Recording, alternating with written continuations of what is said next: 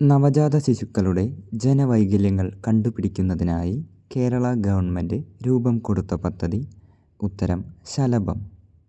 ജീവിതശൈലീ രോഗങ്ങളെ നിയന്ത്രിക്കുന്നതിനായി കേരള ഗവൺമെൻറ് രൂപീകരിച്ച നൂതന പദ്ധതി.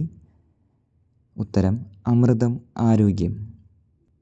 അനാഥരും മാതാപിതാക്കളുടെ അനാരോഗ്യത്താൽ സംരക്ഷിക്കാൻ ആളില്ലാതിരിക്കുകയോ ചെയ്യുന്ന കുട്ടികൾക്ക് പ്രതിമാസം ധനസഹായം നൽകുന്ന പദ്ധതി. ഉത്തരം സ്നേഹപൂർവം. കേരളത്തിലെ സ്കൂൾ ബസ്സുകൾ ട്രാക്ക് ചെയ്യാൻ രക്ഷിതാക്കൾക്ക് മോട്ടോർ വാഹന വകുപ്പ് ആരംഭിച്ച മൊബൈൽ ആപ്പ് ഏത്? ഉത്തരം വിദ്യാവാഹൻ.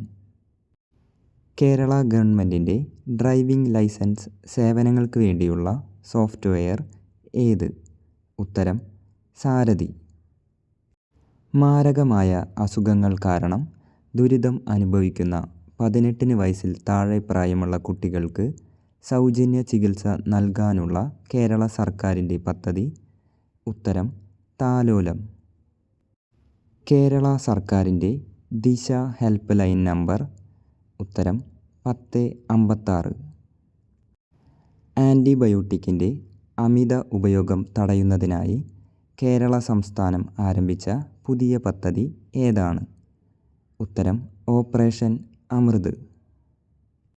അടിസ്ഥാന സൗകര്യങ്ങളും സേവനങ്ങളും മെച്ചപ്പെടുത്തുന്നതിലൂടെ സർക്കാർ ആശുപത്രികളെ രോഗീ സൗഹൃദം ആക്കുക എന്ന ലക്ഷ്യത്തോടെ രൂപകൽപ്പന ചെയ്ത ദൗത്യം ഏത്? ഉത്തരം ആർദ്രം മിഷൻ.